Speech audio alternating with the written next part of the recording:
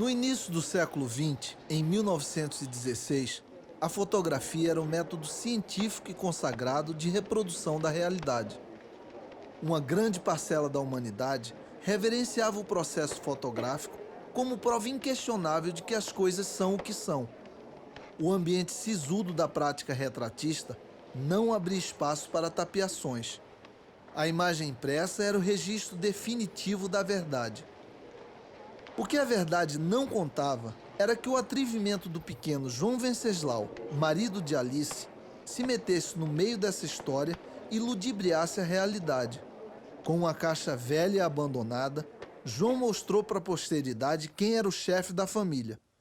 Como castigo, seu filho Manuel nasceu com anomalia incurável. Manuel de Barros nasceu poeta. Meu pai me sustentou muito tempo. Comigo dava tudo errado. Arranjei vários empregos. Trabalhava um pouco, eles achavam chato, desistiam.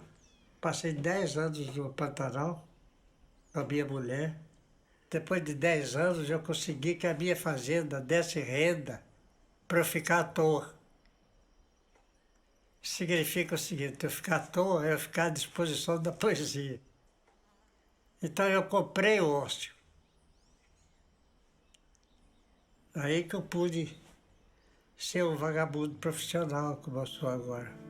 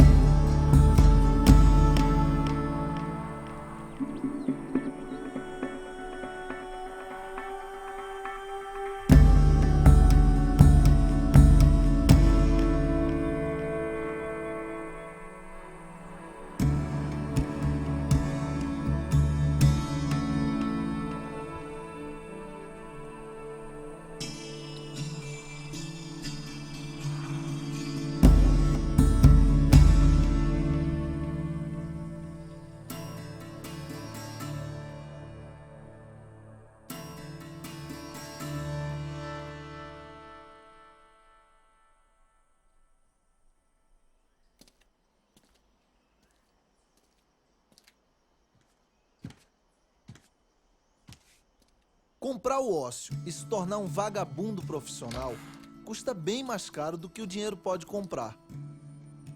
Para ficar à toa e à disposição da poesia, Manuel assumiu o castigo dos pais e passou a vida utilizando um lápis e um bloquinho. Com um lápis e um bloquinho, criou versos que aumentaram o mundo. Palavras que mudaram a vida de muita gente e que se transformaram no idioleto manuelês. Idioleto manuelês, como o próprio Manuel define, é a língua dos bocós e dos idiotas. É também a língua que cria um universo tão absurdo quanto palpável.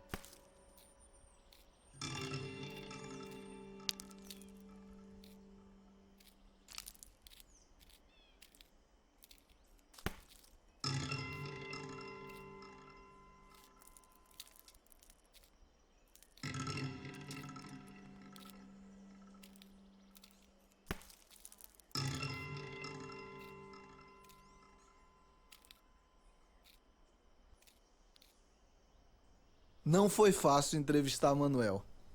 Não que ele não goste de conversar. O problema é que ele detesta ter sua fala registrada por qualquer tipo de traquitana. Por mais de 70 anos, ele só deu entrevistas por escrito. Corre uma lenda que um famoso entrevistador de TV já ofereceu até um carro zero em troca de uma entrevista ao vivo. Manuel continua de carro velho até hoje.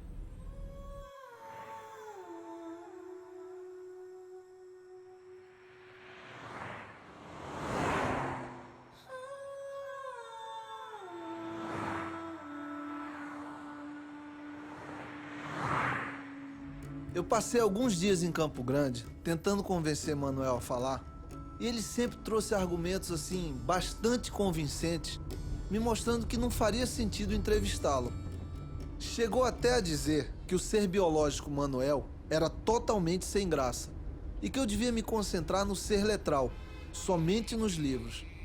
Eu insisti e depois de muitas idas e vindas, Manuel encerrou o assunto afirmando que sua arte só se expressava por escrito.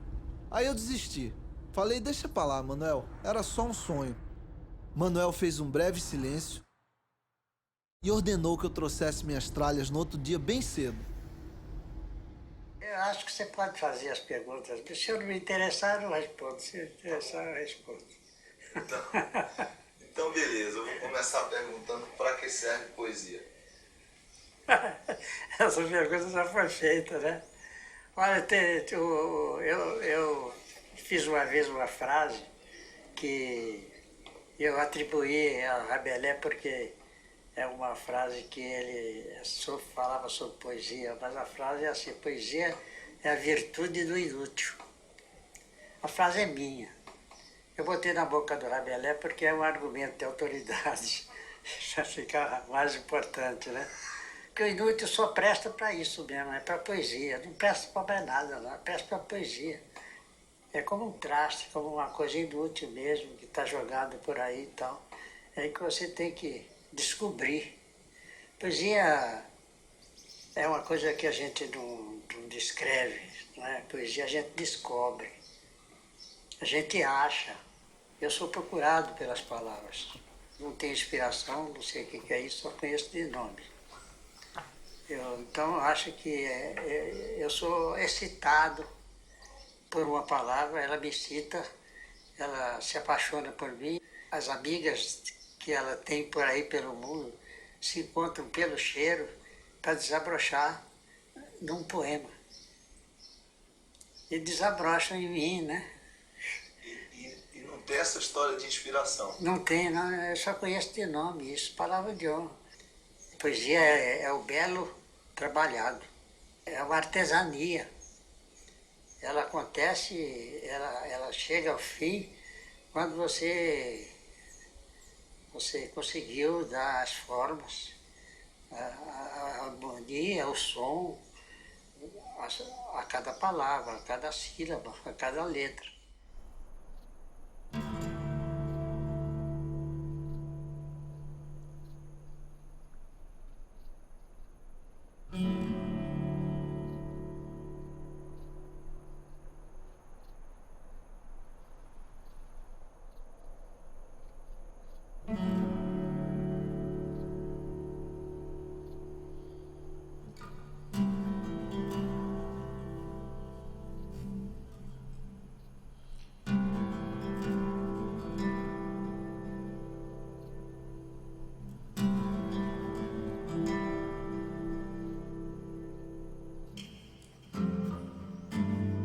Tudo que Manuel criou, cada letra que ele juntou, foi escrita com caligrafia miúda em bloquinhos que ele próprio fabrica.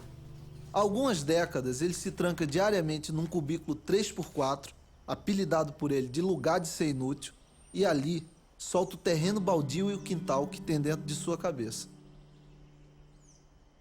Eu tenho uma definição que poesia é a armação de palavras com um canto dentro. Um canto com um gorjeio, porque eu vivi no mato, o gorjeio é que me ensinou a harmonia. Os versos e artesanias, criados no lugar de ser inútil, podem ser chamados de deslimites da palavra. Produzem encantamentos e arrebatamentos em diversos leitores. Mais do que isso, dão aos leitores um jeito novo de olhar o mundo. É isso, por isso que eu chamo de desenho verbal, né? Que você consegue colocar uma imagem na vista do leitor.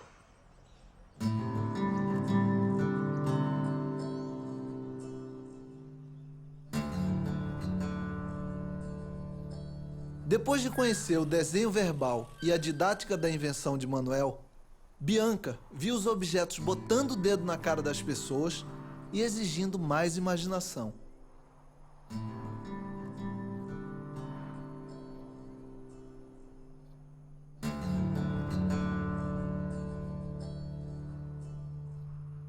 Eu acho que é por isso que ele vai falar muito também com a nova geração, que é quando você ainda tem um olho livre para dizer que, né, que as coisas não querem ser vistas por pessoas razoáveis. Eu acho essa frase deslumbrante, porque ele não escreve isso do ponto de vista da pessoa, ele escreve isso do ponto de vista da coisa. É como se as coisas, os objetos, né, tudo que está à nossa volta, ele dissesse, pelo amor de Deus, me liberte dessa função de ser apenas uma cadeira para sentar. Uma cadeira pode servir para muitas coisas que não sentar. Sentar é o básico, é o nível primário da cadeira. Então, quando as coisas, o mundo pede socorro aos homens através do olhar, para que os homens o salvem da pobreza da descrição. Uma cadeira pode servir, poeticamente, para 200 mil coisas. Então, o mundo fica imenso. Então, acho que é aí que ele é libertador.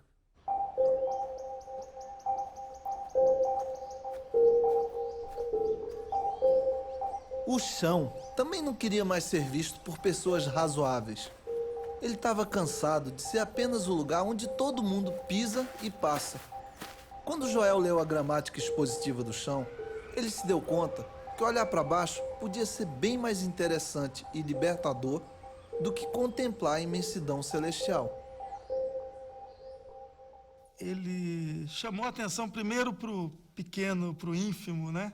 A poesia brasileira, pelo menos a mais propalada, é muito exclamática, né? Grandiloquente, né? Você é muito associado a essa ideia de entardecer, né? É hiperbólica. E surge aquele sujeito, né? Dizendo, ó, levanta a pedra para ver o que tem embaixo, a sombra, né? O encanto que tem nas pequenas coisas que foram jogadas fora. Isso acho revolucionário na poesia brasileira. Isso começa a interferir na sua visão de mundo, né? No seu exercício de percepção, né? Cotidiana. Então, a poesia do Manuel de Barros é um alento nesse sentido, de aguçar o seu olhar, né? Alargar a sua percepção de mundo, a sua cosmovisão, né?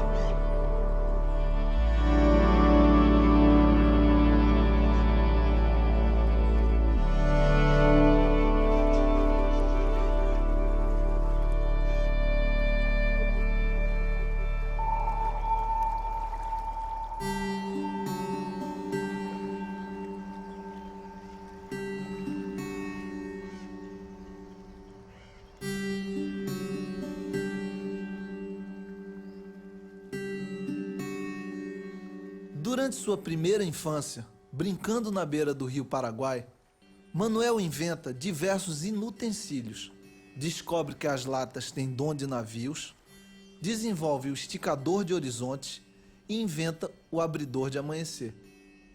E a invenção é um negócio do subconsciente, né? A imaginação criadora, a imaginação produtora é que busca lá do baú da infância, né? Dizia o Bachelard, né? Que a gente tem um baúzinho, uma caixinha, um cofre, onde ficam guardadas as nossas primeiras sensações. Os primeiros cheiros que você sente, os primeiros ruídos de folhas caindo, ou do vento. Tudo isso é formado na infância.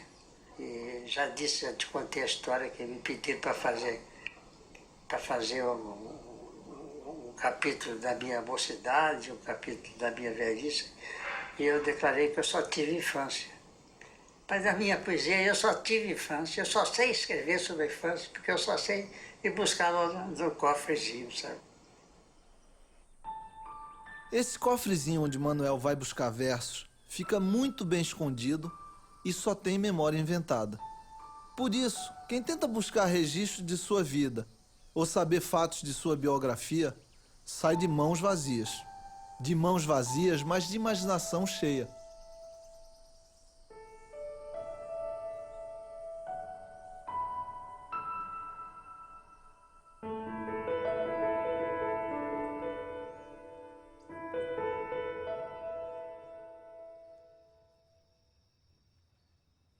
Jaime pesquisou muito a biografia e a obra de Manuel e acabou confuso. Não sabe se o que encontrou pertence aos 90% invenção ou se faz parte dos 10% mentira.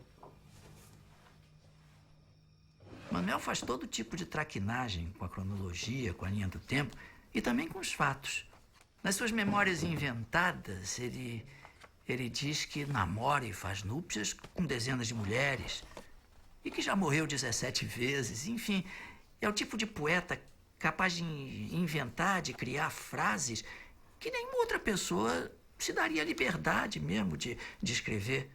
E se os fatos não correspondem à vida, meu caro, pior para os fatos.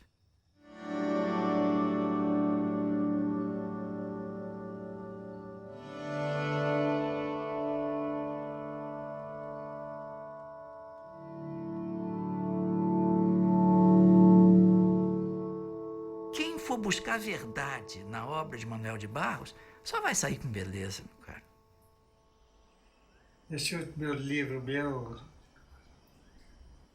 Poemas Rupestres, eu falo sobre um lugar onde não existia nada, não existia vida, onde fui criado mesmo, sinceramente. Não existia nada e tal. Então a poesia nasce de tudo não existir. Você tem que inventar. Então aquele núcleozinho onde a gente vivia só tinha mentiroso, porque precisava viver e contar coisas, inventar coisas. E era um negócio que me tocou muito daí. Ficou em mim isso, porque a comunidade lá, 7 ou 8 pessoas, não tinha assunto, não tinha rádio, não tinha televisão, não tinha coisa nenhuma. Não tinha nem vizinho. Você começa a trocar conversa com o vizinho, não tinha nem vizinho. Você tinha que conversar com o pato, com galinha, coisa parecida. A falta de assunto e a falta de vizinho fertilizaram no poeta uma biografia inventada mais verdadeira do que a vida cotidiana.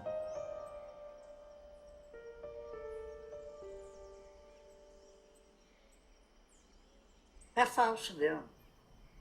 O que vem de dentro, do fundo, é que é a verdade nossa.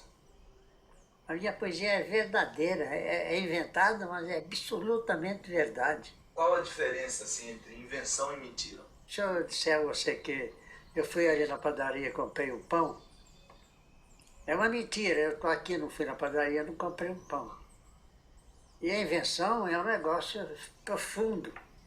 Invenção é uma coisa que serve para aumentar o mundo, sabe?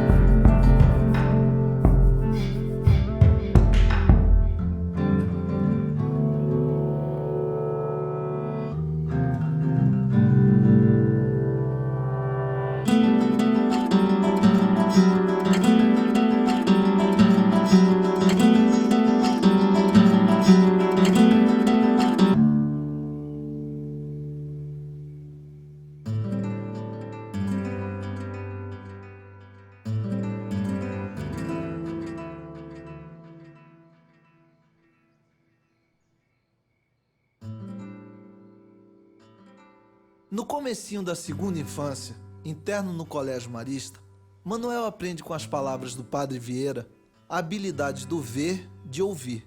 Com tal habilidade, Manuel desenvolve diversas anomalias. Eu vi amanhã de pernas abertas para o sol.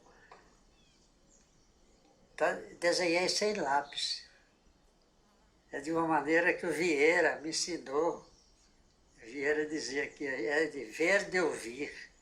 A imagem, você só entende de ver, você só vê de ouvir. Você ouviu, aí você vê a imagem. Então eu pintei amanhã de pernas abertas para o sol, depois o sol fecundando os trechos, né? Eu estava interno no colégio e não saía sábado nem domingo, porque não tinha ninguém para me pegar lá no Rio, né? Eu ficava sábado e domingo lá, então eu ia para a biblioteca, eu ia jogar futebol com os padres. Já viu o padre jogar futebol de batida?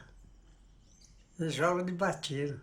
E o padre Ezequiel, cujo nome você está no livro, mas não é uma mentirinha também, né? Foi uma invenção. O nome do padre era outro. E esse padre, que era muito amigo meu, eu me queixei para ele, que eu não aguentava mais ler aqueles livros de cavalaria, livro de aventuras, coisa que não me satisfazia. Aí ele falou, é, Manuel? É, eu falei, é. Queria ler um negócio melhor. Aí ele me deu Vieira. Aí que eu fiquei encantado. Falei para mim, é para isso que eu presto.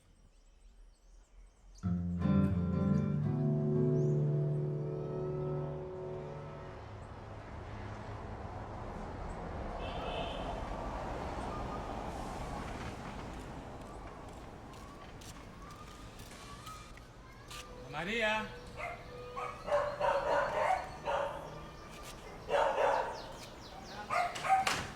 Tá pronto, né, mãe? Tranquilo, pouca coisa, foi rapidinho. Refrescar. Depois eu falo com a gente. Valeu. Valeu, obrigado, mãe. Obrigada. Paulo é mais um sujeito que foi mordido pelo idioleto manuelês. Tudo começou com um ímã numa geladeira quebrada. Depois veio o livro. E depois, tudo que passa pela mão dele tem dois caminhos. Ou volta a funcionar, ou vira algo que ninguém viu ainda. Eu, quando era pequeno, eu aprendi a fazer meus brinquedos com meu avô. Aprendi a furar e prender coisas na lata. Ele me ensinou até a trabalhar com vidro. E o que era brinquedo ontem virou minha vida hoje. Eu vivo de consertar e mexer nessas coisas, né?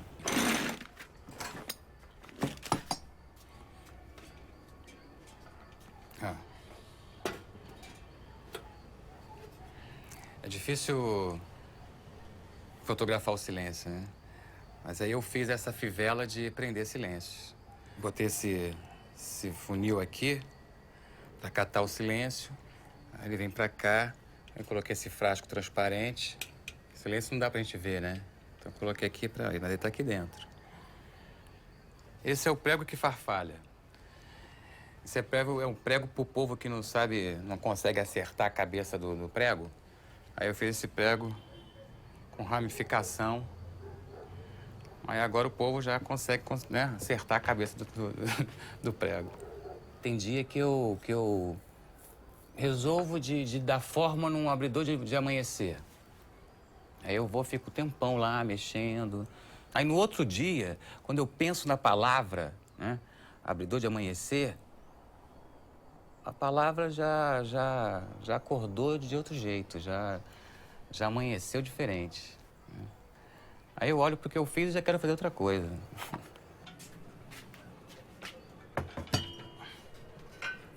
Só um momento.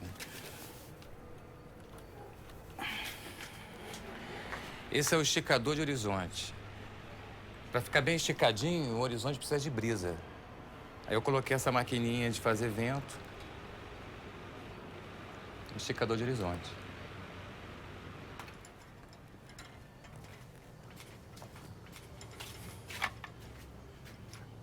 Esse é o aparelho de ser inútil.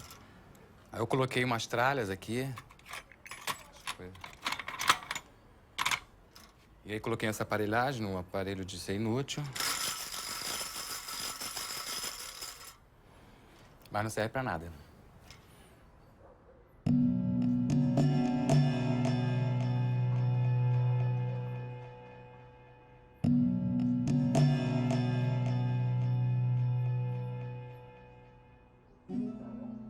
Aparelho de ser inútil, sapo com esquadria de alumínio, luar com freio automático, laminação de sabiás, alicate cremoso, parafuso de veludo. Tem gente que acredita que Manuel de Barros tem um parafuso de a menos. Abílio conhece de perto a falta ou a sobra de parafusos de seu irmão. Eu disse uma vez para ele que ele nasceu com uma disfunção lírica afetiva. Ele nasceu com uma disfunção lírica afetiva. Talvez seja o último poeta do mundo em tempo integral. Tempo integral, eu chamo isso de não pensar em nada, a não ser poesia. Não foi sempre assim. Mas, à medida que ele foi amadurecendo e envelhecendo, faz tempo que ele está envelhecendo, ele foi se desligando cada vez mais das coisas, da praxis, e cada vez mais voltado para a poesia. Por isso que eu digo que ele é um poeta em tempo integral. Para mim, pelo menos, é um negócio que me toma o tempo inteiro. Eu sou obsessivo, não consigo fazer mais nada, só sei fazer isso. Sou uma pessoa que não tem senso prático.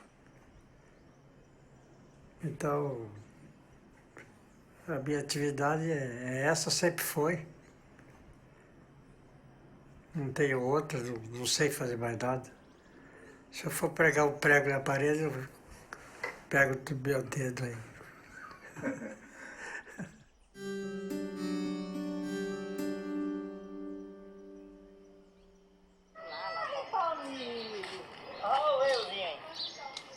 Palmiro trabalhou 28 anos nas terras do Pantanal que Manuel herdou do pai.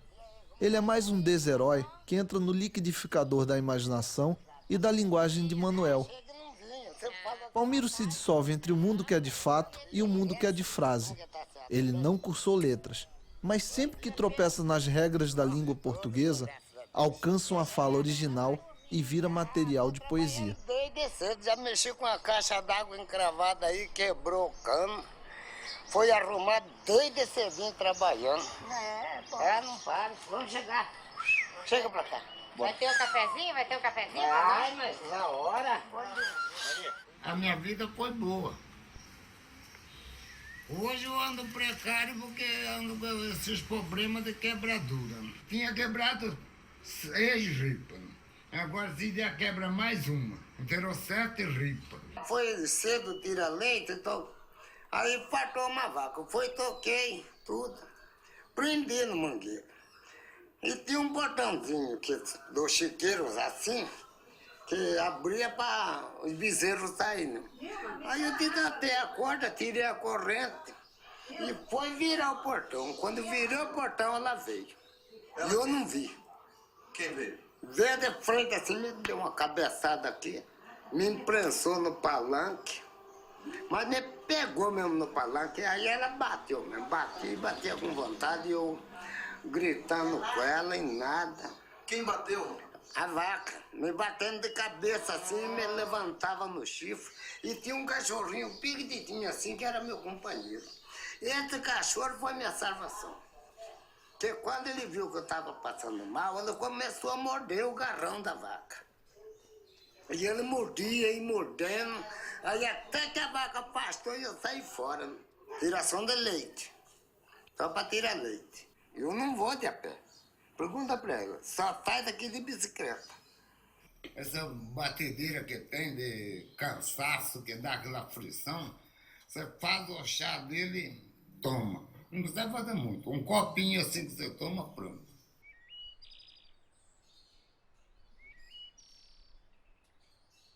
Por que o Manuel gosta tanto de você? Que conversa que você tem com ele? A gente conversa tanta coisa que tem hora até esquece. Tava magro, né? Engordou demais, aí ficou graxudo.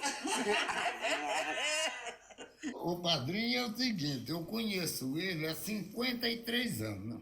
Toda a vida ele foi brincalhão comigo, né? É? Só contava historinha. Ele falava tanta coisa que a gente tinha hora ficava até bobo de ver. A madrinha ficava brava comigo, porque eu falava, mas o que vocês têm, vocês dois? Eu falava, mas por quê? Porque vocês param e ficam conversando aí na sala, senta aí e fica conversando. Quando assim me vê, vocês param. O que é novidade? Eu falava, não é nada, não. É do tempo da infância dele.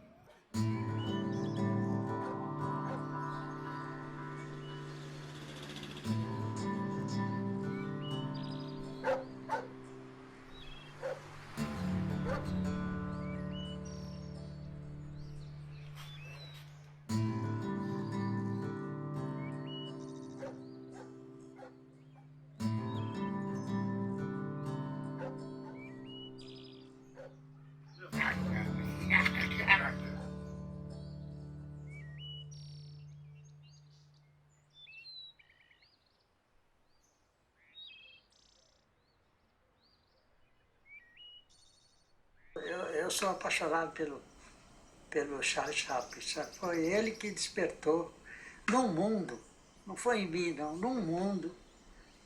Ele foi o Charles Chaplin que inventou o desherói. O vagabundo do Charles Chaplin é que é o herói do nosso século.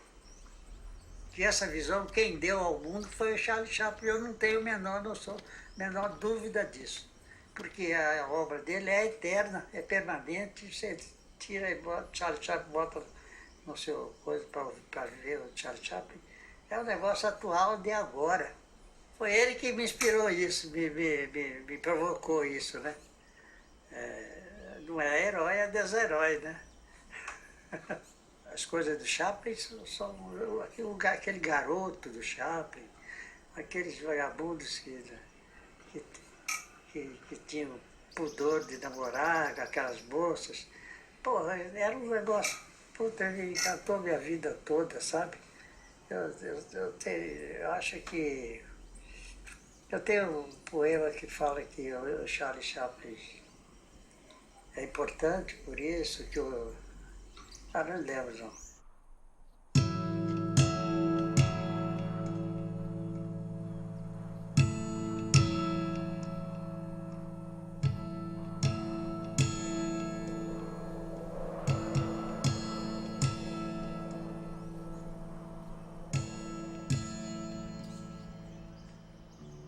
Em plena segunda infância, o jovem Manuel de Barros faz uma longa e decisiva viagem à Bolívia, onde passa meses recolhendo desperdícios e andando sem fazer nada.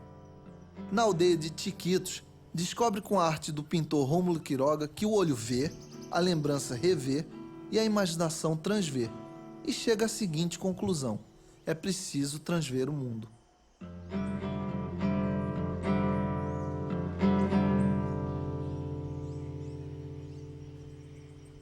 O poeta tem esse dom de transformar, através da palavra, as coisas. Eu acho isso, sinceramente, uma doença, uma disfunção cerebral. Eu não sou um cara normal, não. O poeta não é normal. Tem um olhar enviesado. E eu tenho esse olhar vidente. Vê coisas que não existem, que são trocadas. Eu me considero um vidente.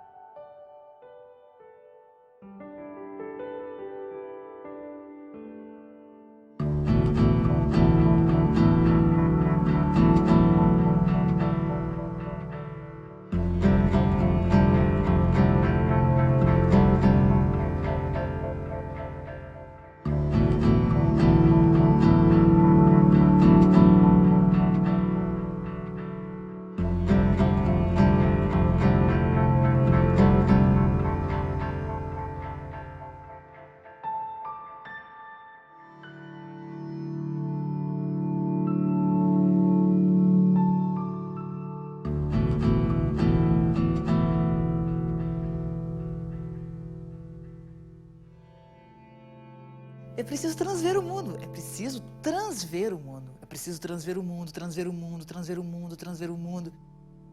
Nos versos de Manuel, Viviane percebeu que filosofia, razão e lógica não dão conta de todas as sensações.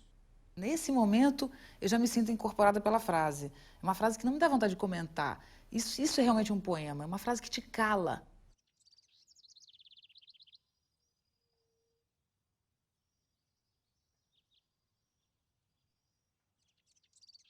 Eu acho que a poesia foge muito da explicação. Não gosta de ser explicada. Poesia que é explicada deixa de ser poesia para mim. Começa a ser prosa, começa a ser influenciada pela razão. A razão é a última coisa que deve entrar na poesia. Eu tenho vontade de vestir uma fantasia, botando o rasgão da bunda da razão, para que ela se transforme numa coisa que seja poética. A poesia se dirige à sensibilidade. Ela se dirige à percepção sensível que o ser tem, que o meu leitor possa ter. Se ele tiver percepção sensível pela sensibilidade, ele pode gostar da minha poesia. Mas se ele quiser ler a minha poesia usando a razão, essa coisa ele está querendo dizer isso. Não estou querendo dizer nada, rapaz. Estou fazendo um negócio com a palavra, que seria como você escutar música. Eu não quero dar informações, porque nunca quis dar informações. Eu quero dar encantamento. Poesia não é para descrever, é para descobrir. E coisas, principalmente, que sejam inóspitas, que sejam diferentes, como você tropeçar numa pedra. Pá!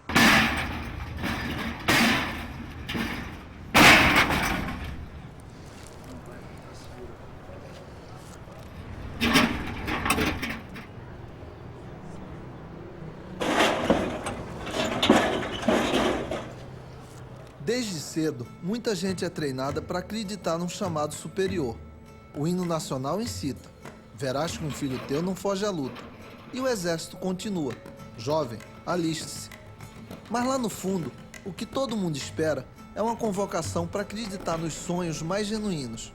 Danilinho recebeu um chamado de Manuel. Você é artista. Eu falei, o quê? Nunca. Você vai fazer um curso lá, vai dar uma olhada lá, vai pro Parque Lage lá, vai dar uma olhada lá, mas ó, você olha, mas deixa pra trás, é só pra você ver.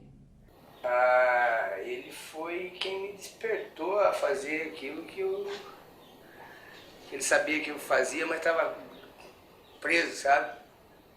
Dentro de mim.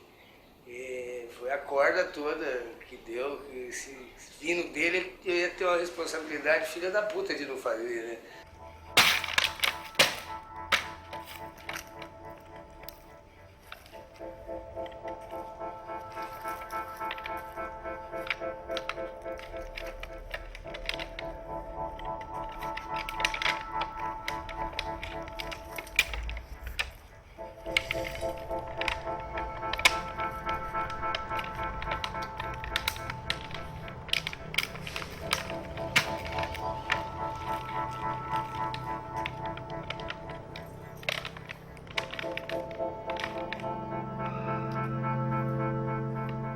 Meu pai chegava na minha fazenda, eu estava esculpindo, falava, você não foi pro campo? Fica cavucando pau aí, sujando os troços aí. A hora que o doutor falou pra mim, não, tá bom demais, eu quero isso pra mim. E ele levou, ele me deu me deu uma manivela, sabe aquela manivela? Falou, porra, vindo dele, né? Eu tenho que ir. Aí eu falei, agora, assumi a porra. Artista, falei, porra.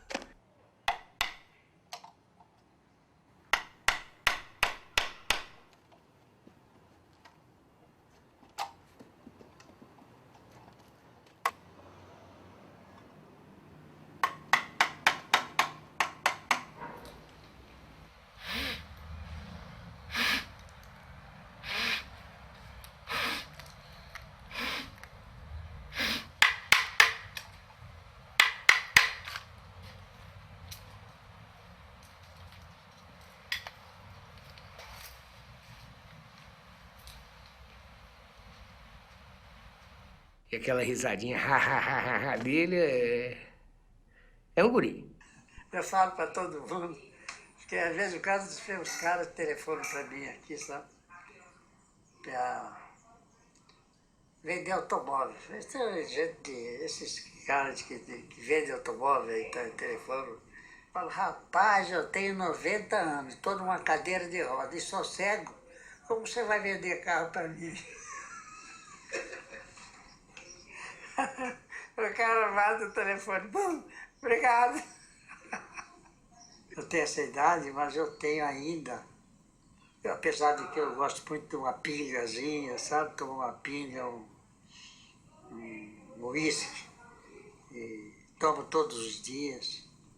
Para meus neurônios parece que não foram atacados.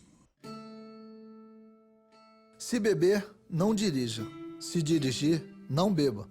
Não existem níveis seguros para consumo destas substâncias. Fausto consumiu todos os livros de Manuel de Barros. Ora, eu acho que nasce um Manuel de Barros a cada 10 mil anos, sei lá. Como nasce um Milor Fernandes, como nasce um Joyce, como nasce um Shakespeare, um Cervantes, um Molière. Por que é que eu digo isso? Porque o mundo precisa dessas pessoas para recordar a sua humanidade. Nós estamos vivendo num mundo praticamente automático, bobo. Quando aparece o Manuel de Barros, ele aparece para fazer uma divisão de água. Ele aparece para dizer, olha, vocês não estão vivos para isso. A ideia do ser humano é outra.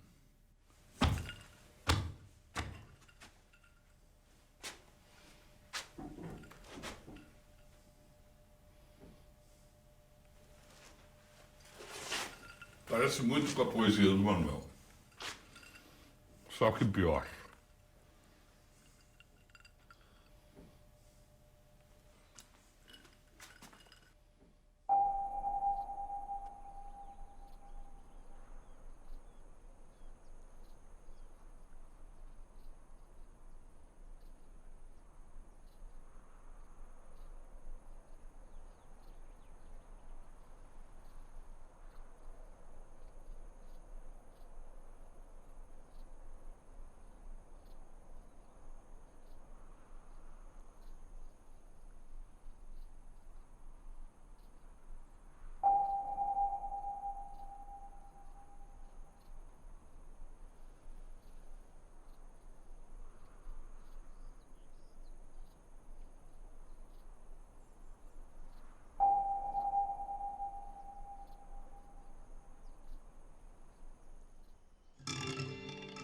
No finalzinho da segunda infância, quando herda do pai terras no Pantanal mato-grossense, Manuel de Barros passa mais de 10 anos cuidando da fazenda Santa Cruz, afastado dos centros urbanos. Nesse período, Manuel reinicia seu processo de fertilização da palavra.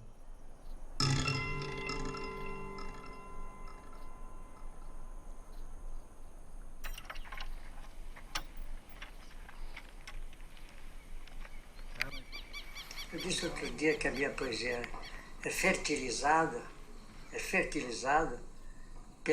pelo sol, pelas águas, pelo chão do Pantanal. Ela é fertilizada, mas a palavra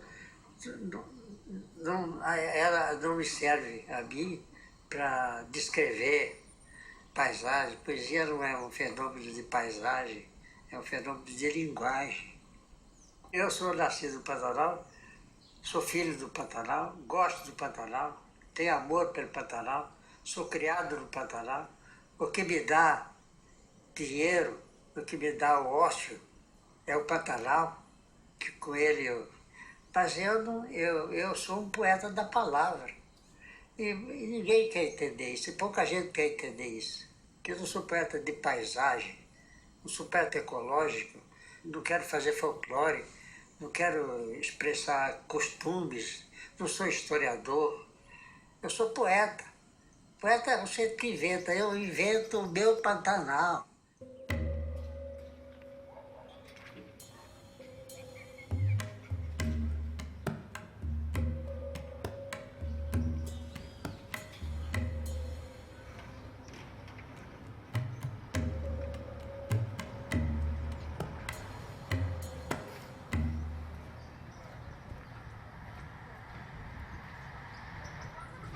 Muita gente tem curiosidade em saber de onde Manuel retira as imagens do Pantanal inventado em seus livros. As pessoas tentam buscar correspondências entre o Pantanal escrito em manuelês e o Pantanal fotografado em carne e osso. Salim, corumbaense, amplia a curiosidade interminável das pessoas.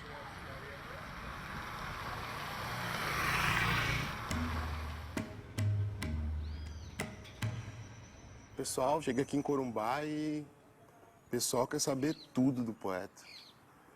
Quer saber tudo, onde que ele morava, os lugares que tem na poesia dele. Aqui para mim é o lugar mais importante que tem, porque nesse terreno aqui, que a gente conta, né, que o poeta, ele vinha ver a mulher de 7 peitos que fazia vaginação com ele. Sai de lá do terreno baldio, é o primeiro lugar que a gente vem pra cá. Ali, daquele lado da Bolívia ali, é onde fica o morro que entorta a bunda da paisagem.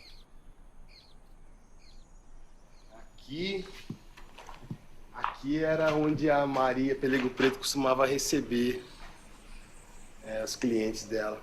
Sempre que tinha, quando chegava peão de fazenda, ou quando era dia de folga, o pessoal do exército, aí esse lugar aqui era movimentado. Ela costumava receber aqui os clientes dela.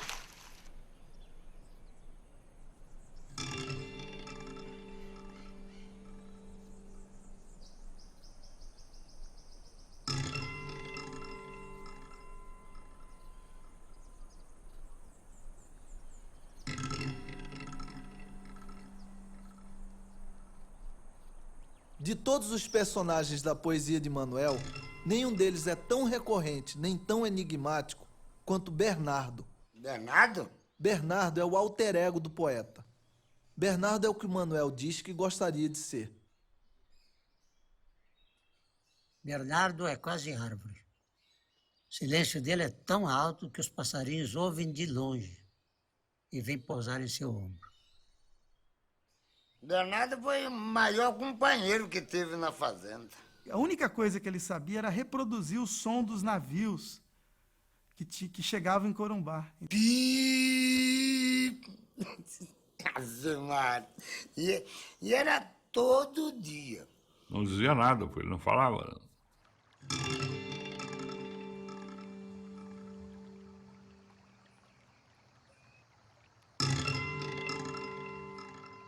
Teve uma época que eu levantei o colchão dele, tinha 2 pacotes assim de dinheiro. 2 pacotes assim debaixo do colchão. Mas nenhum prestava mais. Do tempo do Nhanguera, velho, tava até mofo já. Ele dava um copo americano desse de cerveja, cheio de cana. Ele tomava numa golada. Passarinho sentava nele. Passarinho, ele dava sinal assim, ficava fazendo assim, subiando, eles vinham. Sentava no ombro dele, no braço, na mão dele. Vários tipos de passarinho. Ele entrava na água, ficava fazendo assim com os peixes na mão.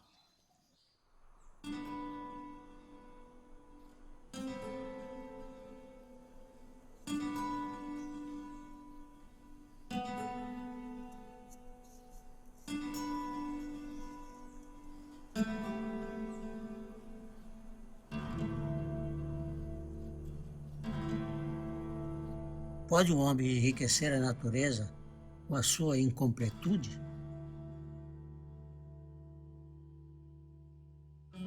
Se a geografia do Pantanal não alcança o mundo inventado por Manuel em seus livros, a pintura de Marta Barros e os versos de seu pai têm afinidades que ultrapassam a genética.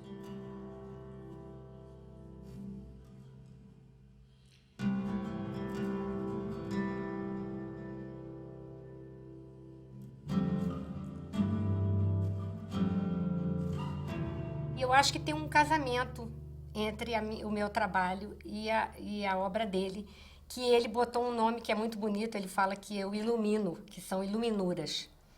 Mas não é de jeito nenhum não tem pretensão nenhuma de fazer ilustração mesmo, porque é impossível isso.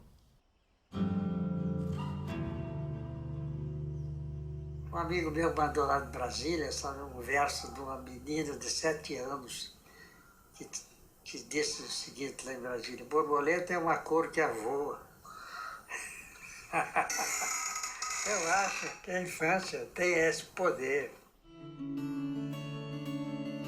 Manuel disse em livro: a criança erra na gramática e acerta na poesia. Quando João de Barros falava que queria subir lá no alto da árvore para puxar o vento pelo rabo, o seu pai enternecia e puxava mais conversa. Quando o João tinha 5 anos, eu comecei a observar as falas do João, né? Todo dia ele chegava lá, me pegava, punha no colo e ficava fazendo pergunta para mim com um caderninho, um bloquinho assim, anotando, de vez em quando dava risada de bobagem que eu falava. Eu escutei a cor daquele passarinho. Quer dizer, eu não escutei a cor, ninguém escuta a cor, né? É esse negócio, né? Então, isso tudo causa um impacto, né? A infância é a melhor fonte de poesia que existe, né? Por causa disso, porque ele troca os sentidos.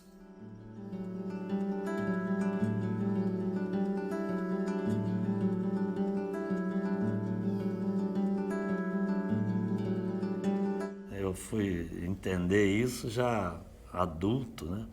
Quando eu pego esse livro, esse Poeminhas Pescado numa fala de João, eu lembro perfeitamente que fui eu que falei aqueles negócios, que aquela Maria Preta que eu falei ali, era a Maria Pinto, que era a minha babá.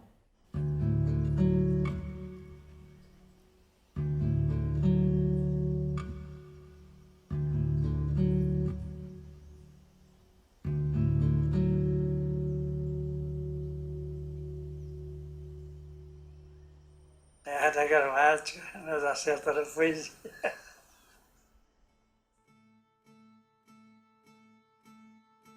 Quando Manuel chega à terceira infância, com pouco mais de 70 anos, seus versos são revelados e reverenciados pelo humorista, jornalista, escritor e inventor do frescobol, Milor Fernandes.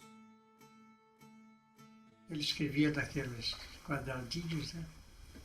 E publicou um poema e chamou atenção. Aí, a partir disso, eu comecei a receber telefonemas, ou até receber telefonemas de editoras me chamando.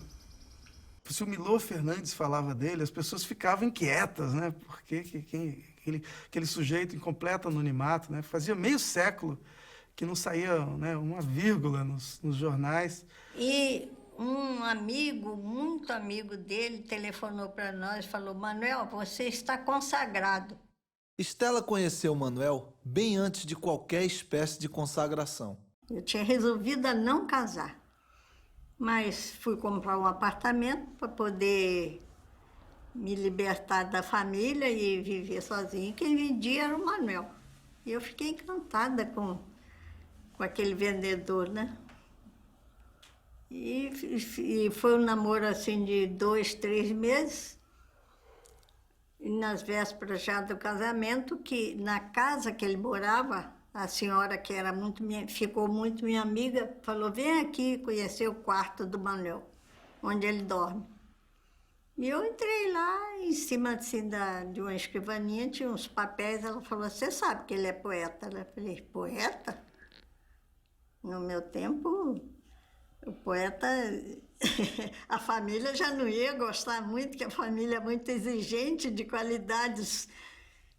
Eu falei: mas eu não sabia que ele é poeta, eu sei que ele é uma pessoa muito inteligente, eu estou convivendo com ele, estou encantada com ele, mas poeta não sabia não, quer dizer, fiquei sabendo nesse dia. Tem muito ciúme, mas tenho que deixar, né? Porque é coisa muito natural, ele é muito assediado. Você não está gravando isso não, né? A mulher até hoje tem ciúme de mim. Eu sou uma ruína. Hoje eu sou mais do que ruína, um escombro. Eu sou um escombro. Você acha que essa moça, dessas moças que escrevem para mim e tal, começam a fazer declaração de amor, às vezes ela sabe, né? Eu falo para ela, mas você acha que alguma moça vai querer alguma coisa com escombro?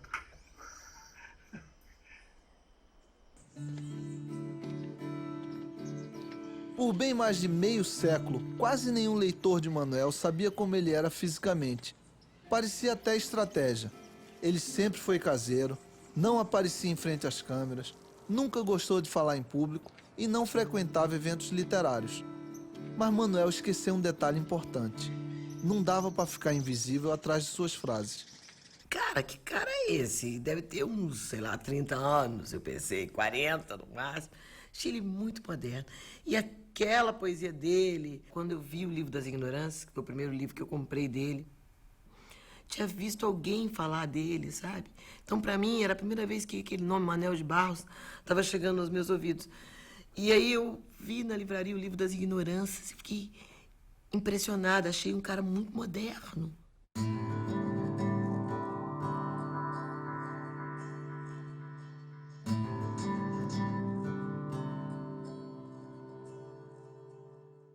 O Bidri também fez uma declaração que quando ele me conheceu, ele veio aqui até ao Mato Grosso me conhecer.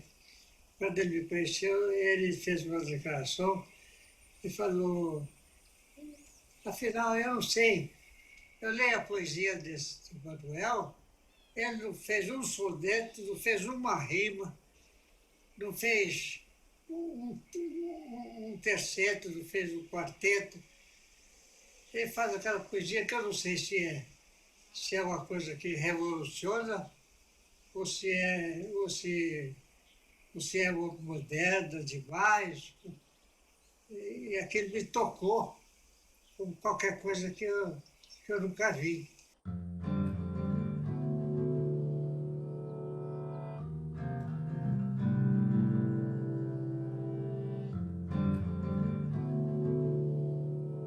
Tem uma liberdade alcançada aqui dentro.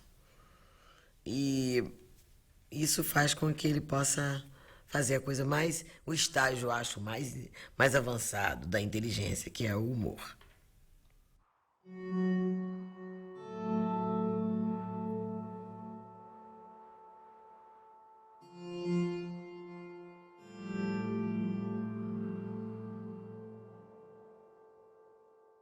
Que com o humor você dá a volta pelo sentido.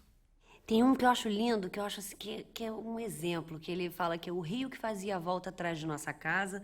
Era a imagem de um vidro mole que fazia a volta atrás de casa.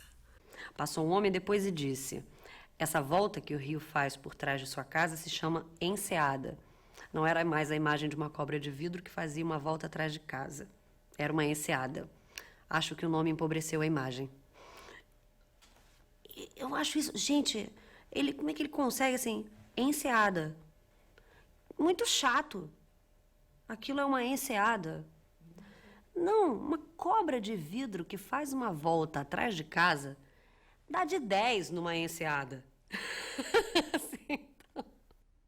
Eu tenho uma ânsia de não fazer lugar comum.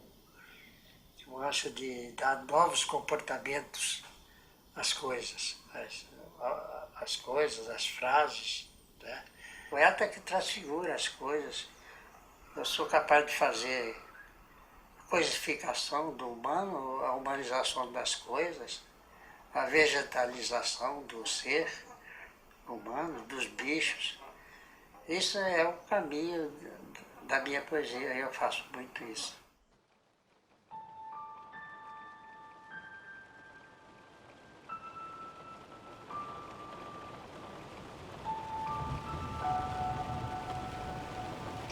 Adriana passa boa parte de seu tempo divagando inutilezas. Adriana quer saber para onde vai a água da chuva, Adriana quer saber para onde vai o balanço das folhas, Adriana quer saber para onde vai... Os isqueiros que a gente perde, as canetas Bic, tampa de Bic, né? É impressionante. Livro, lembra do tempo de fita cassete?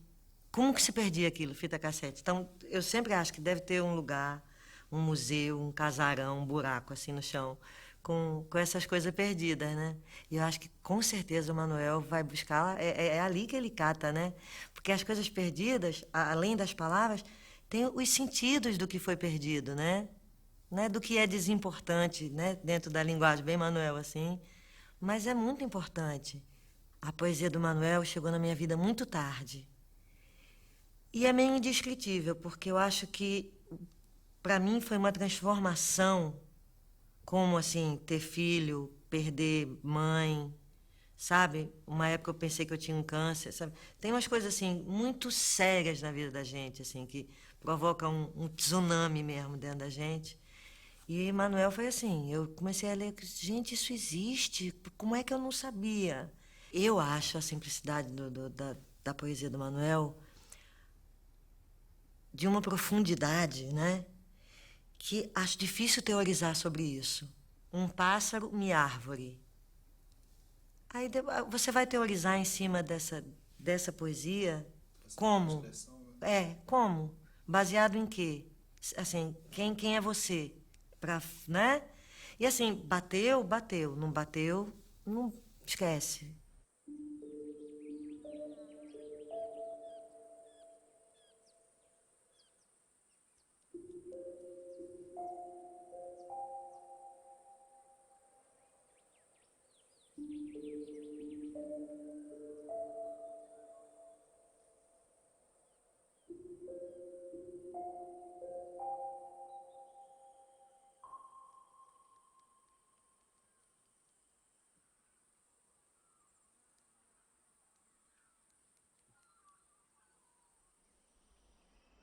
São as palavras que provocam os meus sonhos, sabe? Elas que tomam conta dos meus sonhos, produzem meus sonhos. Então, a utilidade da palavra é realizar o sonho do poeta. Tem 200 caderninhos, 300 aqui, isso aqui, hein? Você não vai filmar todas, porque senão você vai cansar. Não, Isso aqui, Candoné da Laberde.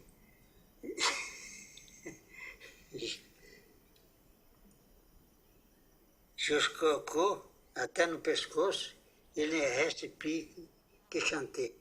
Quando a gente está na merda até o pescoço, o melhor é cantar. No auge da terceira infância, quando passa dos 80, Manuel vive o período mais fértil e produtivo de sua vida.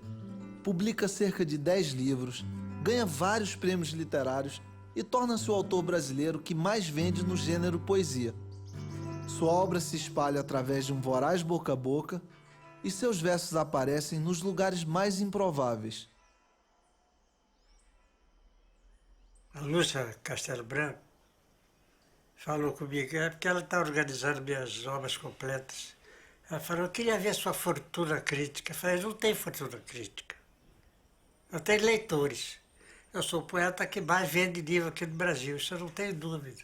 Porque eu tenho muito orgulho de ser lido e de ser amado através da leitura dos meus livros.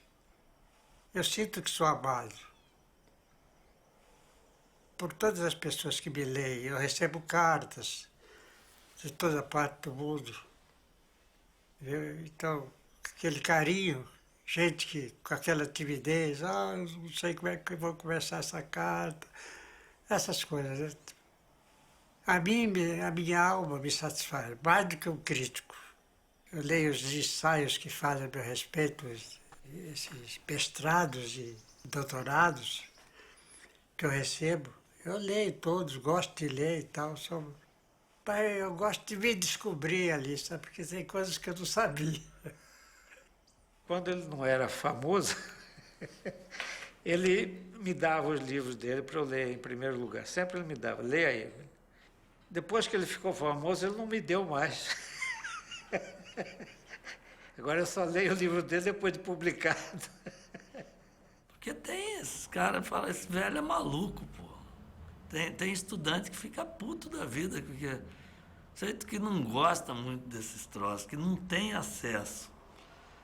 Aí ele é obrigado a comprar um livro do meu pai. Meu pai até falou, eu vou pedir para o Ministério da Educação parar com esse negócio de indicar meu livro para vestibular, né?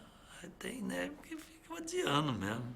O cara já não é disso. Ainda, pô, bota logo esse cara aqui que vem falar de sabedoria mineral. Uma pergunta: como o senhor gostaria de ser lembrado? Daqui a... Essa pergunta é muito difícil de responder, mas... É uma pergunta... É uma pergunta cruel. Evidente que se eu pudesse ser lembrado, se eu pudesse ter a marca da perenidade, eu acho que só poderia ter através da poesia. Porque nós todos somos iguais, nós vamos para a fossa mesmo, para o pó. O único jeito que eu teria, não sei, porque, sei lá, a minha obra até onde que vai, né? Mas é o jeito que eu poderia aspirar de permanecer um pouco mais, seria como poeta. O ser biológico é sujeito à variação do tempo, né?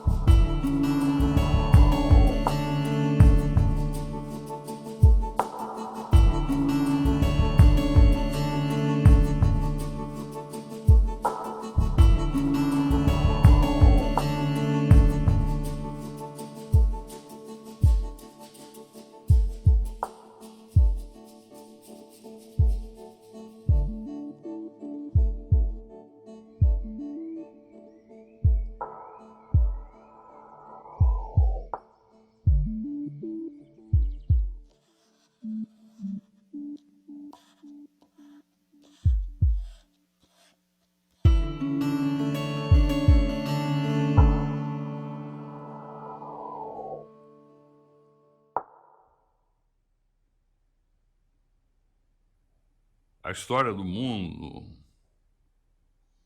ela é feita por generais,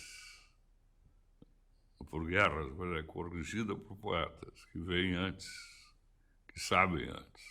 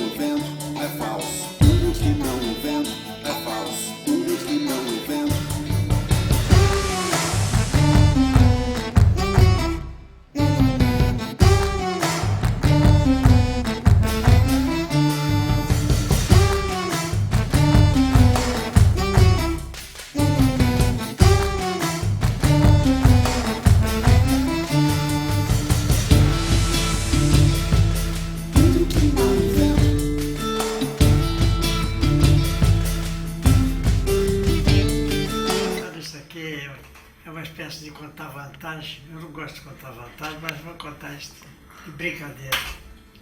Chegou uma moça aqui de Santa Catarina, veio para me conhecer. Moça bonita, sabe? Aí sentou ali naquele lugar onde você fica, eu estava ali naquele outro lugar.